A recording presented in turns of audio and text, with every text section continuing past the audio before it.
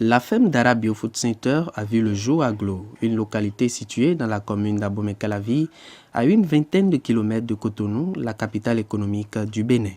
C'est une initiative d'un homme, Romain Abilehouéou, président de la Ligue pour la défense du consommateur au Bénin, conseiller à l'autorité transitoire de régulation des postes et télécommunications, directeur du Centre d'information régionale pour le développement CIRD, consultant auprès du Programme des Nations Unies pour le développement PNUD, coordonnateur du réseau des consommateurs africains des technologies de l'information et de la communication récatique, et j'en passe.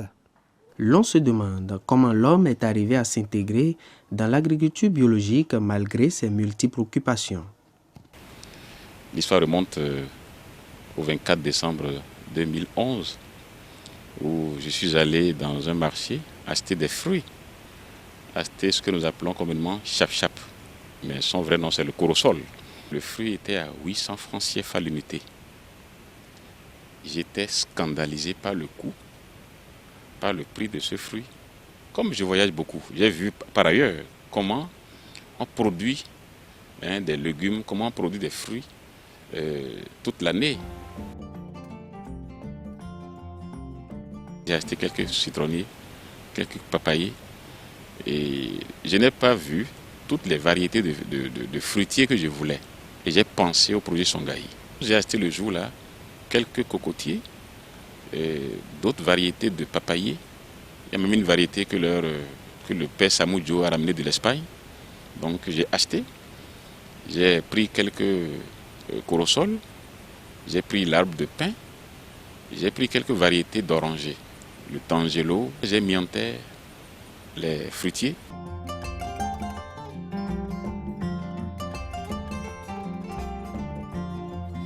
Un jour, j'étais chez mon ami, Martin Assoba, le président de l'ONG Alcré, qui avait quelques plants de basilic, ce que nous appelons communément tiayo dans notre langue fon, et aribara, en langue idacha. Donc, il m'a dit, mais Romain, mon jeune frère, est-ce que tu sais que le tiayo, aujourd'hui, on vend l'unité à 500 francs? Il a dit, quand ça parvient à maturité, j'ai dit, ah bon, 500 francs. Mais ça, c'est intéressant. Et comme j'aime les calculs astronomiques, j'ai projeté 500 francs fois combien de plantes de basilic me permettant d'avoir 1 milliard de francs CFA. C'est quand même de la folie. Si vous voyez un peu quelqu'un qui veut devenir milliardaire à partir de basilic, c'est de la folie, n'est-ce pas?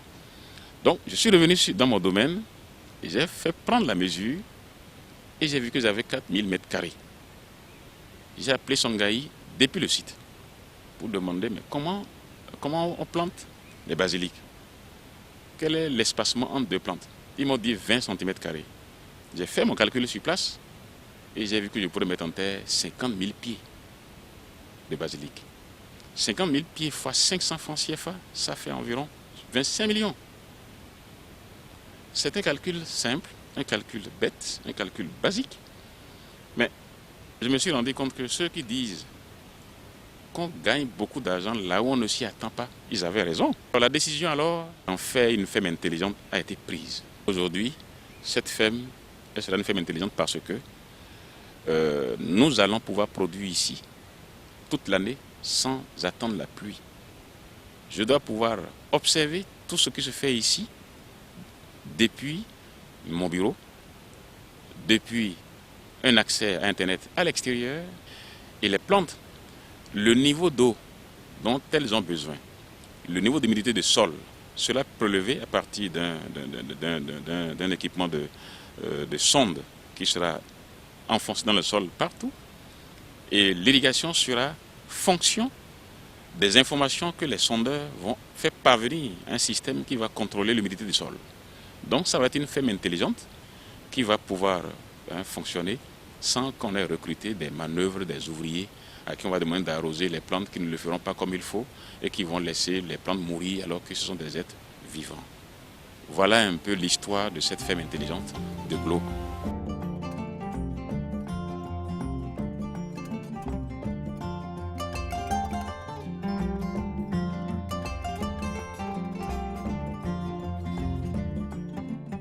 Après plus de 15 années d'expérience au service de l'éducation et de la défense du consommateur au Bénin, Romain Abilé-Huéhou a décidé de montrer par l'exemple de la ferme Dara Bio Food Center ce que nous devons consommer pour la santé de notre corps et de notre environnement. J'ai fait le choix de produire du bio ici, à 20 km de Cotonou, parce que j'ai l'ambition de servir de contrepoids à notre marché qui est alimenté aujourd'hui par, qu'on le veuille ou non, des produits transgéniques. Parce que au nord du Bénin, il y a un pays voisin qui a autorisé l'entrée sur son territoire, la production sur son territoire, la commercialisation sur son territoire des produits OGM.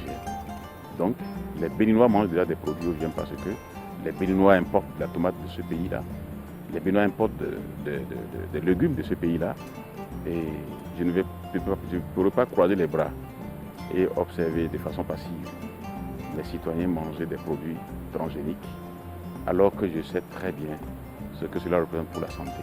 Donc, au lieu de rester tranquillement et juste défendre par les moyens classiques, j'ai fait le choix de venir faire l'expérience de la production du bio et proposer une alternative. Donc, ce qui m'a amené ici à Glo pour produire du bio, c'est parce que je veux servir d'alternative pour le marché. Donc, il y a deux défis qu'il faut relever. Produire sans mettre de l'engrais, donc donner des produits sains aux consommateurs, ce qui n'est pas évident, mais produire tout le temps, même sans la pluie. Donc, le second défi, ce n'était pas facile. Ici, j'ai investi beaucoup, d'abord pour maîtriser l'eau, et ensuite j'ai investi beaucoup pour maîtriser l'électricité, parce que sans l'électricité, je ne pourrais pas produire l'eau qu'il faut pour faire cette production que vous voyez autour de nous ici. La ferme Dara Bio Food Center dessert aujourd'hui sur environ 100 km à la ronde, en partant de son site d'implantation à Glo, les populations du Bénin en légumes et fruits sains, biologiques fraîchement récoltés. La Grande Morelle, communément appelée le Goma, le Vernonia Amavivet, l'amarante, le Fotete et le basilic Chiayo, la papaye, la banane et l'ananas. La particularité de cette ferme est que les fruits ne sont récoltés qu'à leur état mûr. Une production respectueuse de la nature, de l'environnement, de la faune et qui favorise le développement d'une biodiversité et la fertilité des sols. Un système d'arrosage à la pompe, au tourniquet et une installation de goutte à goutte au pied des bananiers. Tout ce dispositif technique et de maîtrise de gestion durable de l'eau avec le respect strict des normes et paramètres de production agricole biologique témoigne du lourd investissement pour l'installation de cette ferme biologique. C'est une installation moderne. C'est pour la première fois que moi-même je vois ça. Et avec tous les essais qu'on a fait, c'est ce que nous venons d'observer. Et vraiment, c'est formidable. C'est un arrosage qui est vraiment rapide et simple pour arroser les plantes comme les tomates, les cailloux, tout ce qui est les plantes de bas. Bon, ce que vous voyez derrière moi, c'est un arrosage vraiment un peu technique et qu'avec 2 ou 3 personnes pour un champ d'une étendue de 3 à 4 hectares, 2 ou 3 personnes peuvent arroser facilement sans problème. C'est un champ intelligent, comme nous le disons, qui sera fait et vraiment qui est promettant. À terme, même le pompage de l'eau aussi sera fait avec l'énergie solaire. Mais d'ici peu, pour l'éclairage du site, Et la sécurisation du domaine, ce sera fait en énergie, en installation solaire photovoltaïque. Et on ne peut pas produire tout ça sans avoir de l'eau. Donc j'ai foré un puits à grand diamètre. Ensuite, j'ai fait un forage à l'intérieur du puits à grand diamètre. Et j'ai mis une pompe immergée. Mais la pompe ne peut pas fonctionner sans électricité. Vous voyez, dans cette brousse, il n'y a pas d'électricité, il n'y a rien. Donc je suis allé chercher un groupe électrogène. Le groupe électrogène n'arrive pas à faire tourner la pompe comme il faut.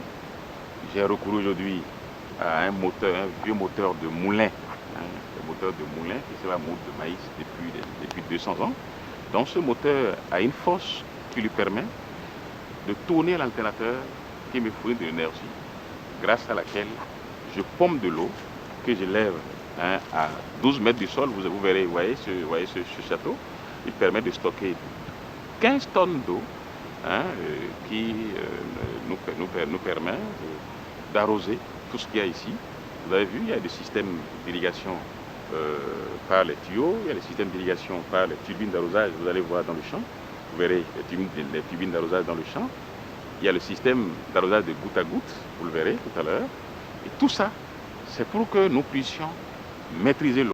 Ce dispositif de maîtrise de l'eau permet à la ferme Biofood Center de proposer un vaste choix de légumes et autres produits fermiers en tout temps et durant toute l'année. Le marché de vente est organisé directement sur site. Ainsi, la Grande Morelle, le Vernonia, l'amarante et le basilic sont disponibles au quotidien. À cela s'ajoutent les multiples variétés de papayers, de bananiers, de cacaoyers et de plants d'ananas, tous également de production biologique, et les projets de mise en place des unités d'élevage d'escargots, de lapins, de porcs et de poules pondeuses. Nous continuons à vendre les produits en deçà de l'investissement qui est fait, jusqu'au jour où les Béninois comprendront qu'il vaut mieux acheter ces produits-là qui coûtent légèrement plus cher que les produits mis sur le marché et produits avec des engrais chimiques et avec des pesticides chimiques. Hier, j'étais à Ganhi, je vais vous le dire. J'étais à Ganhi hier matin pour vendre moi-même les poivrons. Et quand j'ai vu ce qui est vendu sur le marché, Ganhi, je voudrais dire directement au chef de l'État qu'il mange mal. Il mange mal parce que, mais il ne le sait pas lui-même. La production, les 90%, les 99% de la production en légumes et en fruits qui vient sur nos marchés est faite à base de produits chimiques, d'engrais chimiques, de pesticides chimiques. Et lorsque le consommateur a sur sa table des légumes dont il ne sait comment ils ont été produits, il le mange passivement. C'est pourquoi même notre chef de l'État mange mal parce qu'il ne sait pas. Sa femme va au marché, la femme des ministres va au marché. Elle s'approvisionne à Ganhi, à Saint-Michel, mais partout dans Cotonou, mais ne savent d'où ça vient ces produits-là. Je voudrais inviter tout le monde à de la conscience alimentaire. Il faut que tous ceux qui vont sur les marchés aujourd'hui et achètent et mangent, qu'ils se préoccupent de comment ces produits-là ont été, permettez la répétition, ont été cultivés, ont été produits par les paysans. Les paysans, peut-être de façon inconsciente, utilisent des produits chimiques. C'est dommage que l'humanité meure par ignorance. Romain Abilehouéou se fait assister de plusieurs ingénieurs agronomes et des cadres du développement rural. Nous sommes aujourd'hui sur la ferme d'Ara, domaine agricole Romain Abilehouéou, pour la transplantation. C'est un domaine de 5000 m². Donc nous avons environ 13 000 plants sur le terrain, sur le site, avec un écartement de 0,80 x 0,50. Toutes les activités qui sont menées ici sont basées sur une idée de production biologique assistée par une irrigation assidue, une irrigation permanente. Cet exploit réalisé par le promoteur de la ferme d'Ara Biofood Center, Romain Abilehouéou, a déjà fait déplacer sur le site plusieurs curieux, autorités, acteurs de la société civile comme personnalités diverses. Cette option d'orienter la production vers le bio, je crois que c'est une très belle initiative et c'est l'avenir Et il a choisi donc d'aller dans le sens de l'avenir. Et je crois que ça va porter beaucoup. C'est ce que nous mangeons là. C'est ça qui nous tue en réalité. Si nous mangeons bien, nous vivrons beaucoup plus longtemps. Or, manger bien, c'est quoi? C'est manger de manière à ce que nous consommons soit plus naturel, soit naturel, soit bio, comme on le dit. Il y a seulement à peine 6 mois que lui et moi, il était à ma ferme à moi aussi, et qu'on parlait de ce que la feuille qu'on appelle chayo était une feuille très prisée en ce moment parce que c'est une plante médicinale et que beaucoup de gens utilisent aujourd'hui parce que les gens connaissent la valeur de cette plante-là et qu'il faut commencer par en planter nous-mêmes. Mais 6 mois après, M. Romain m'amène maintenant sur sa ferme et vraiment, M. Romain m'a épaté. La verdure, le verger, les couleurs que vous voyez montrent déjà que mes impressions ne peuvent être que de bonnes impressions. Donc j'en suis fier. Là où je suis actuellement, vraiment, Kwewu Romain fait ma fierté à moi d'abord, en tant que femme. D'abord, on a de légumes bio, chayo, boma, piment. La femme même n'a plus de difficultés pour manger ici dans cette région-là, dans ce village. On mange sain dans cette ferme. C'est une initiative qu'il faut louer, que moi je loue.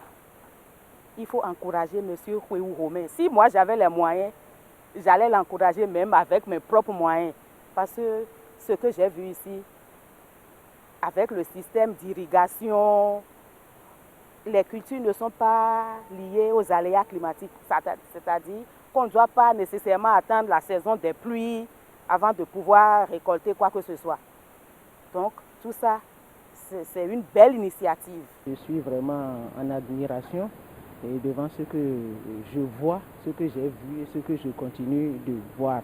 Et si vraiment, comme le président vient de le dire, si les jeunes peuvent venir ici et faire comme lui, j'admirais Songhai, mais je pense qu'il n'est pas loin de Songhai.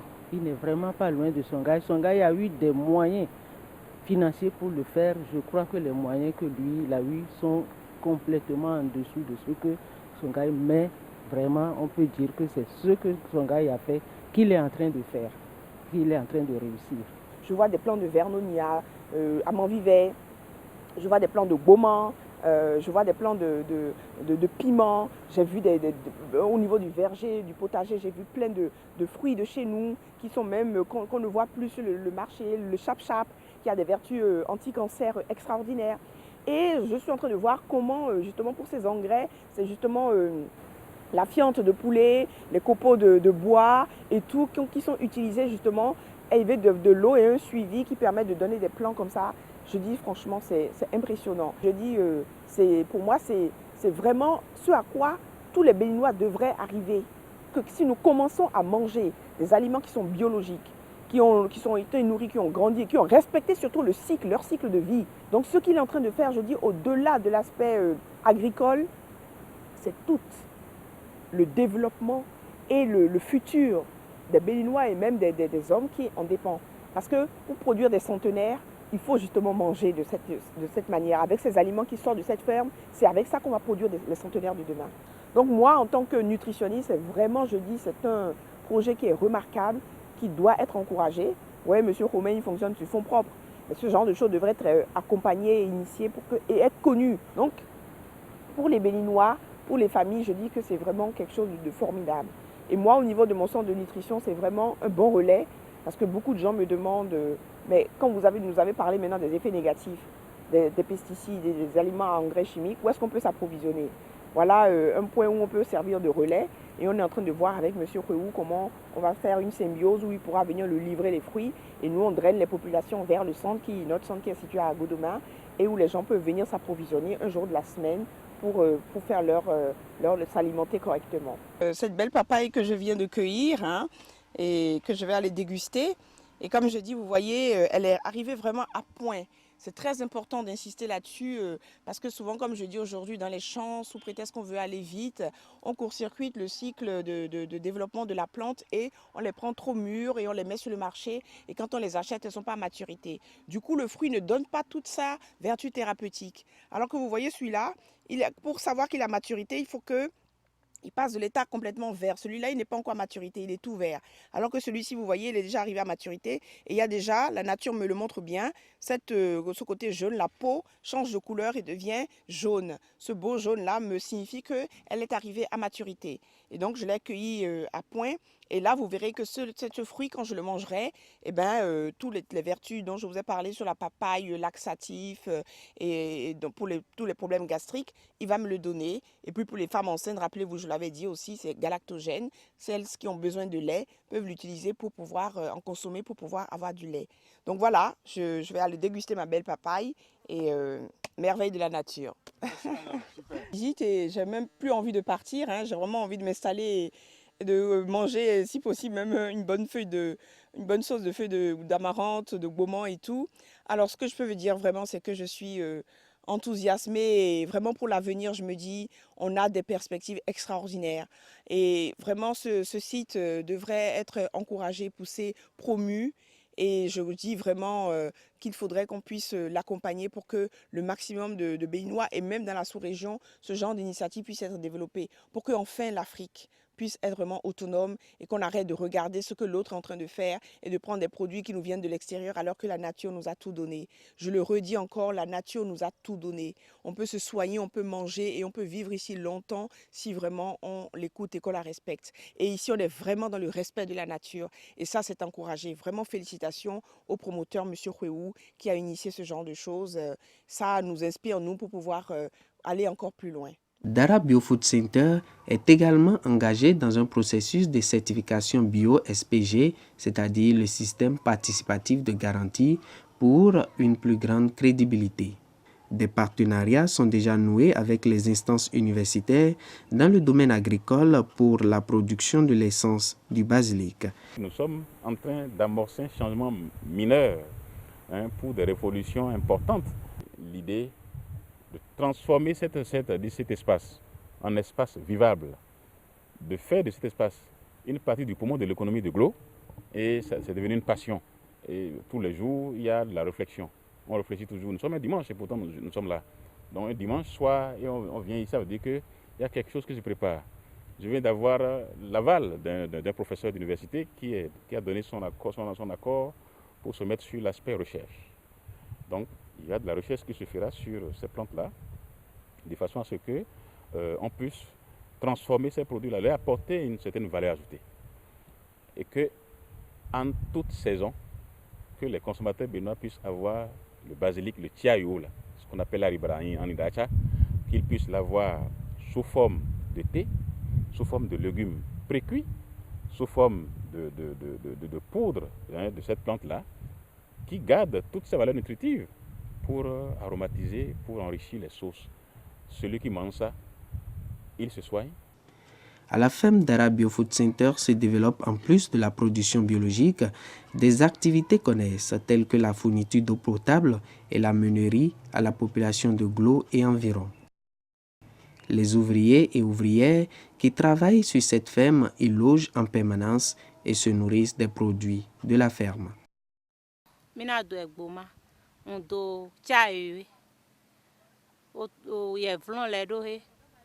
Avocat, gbàgbẹ́, yẹ̀vótò.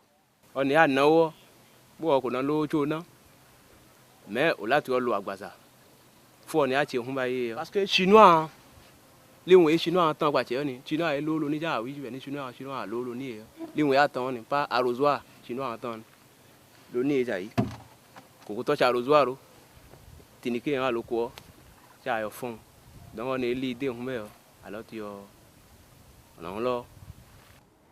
Malgré les difficultés à tenir le cap dans le secteur de l'agriculture biologique au Bénin et les bénéfices immédiats que confère la production conventionnelle, le promoteur de la ferme Dara Biofood Center nourrit une ambition noble pour son initiative qui est de créer le plus grand marché de produits biologiques au Bénin et pour la sous-région.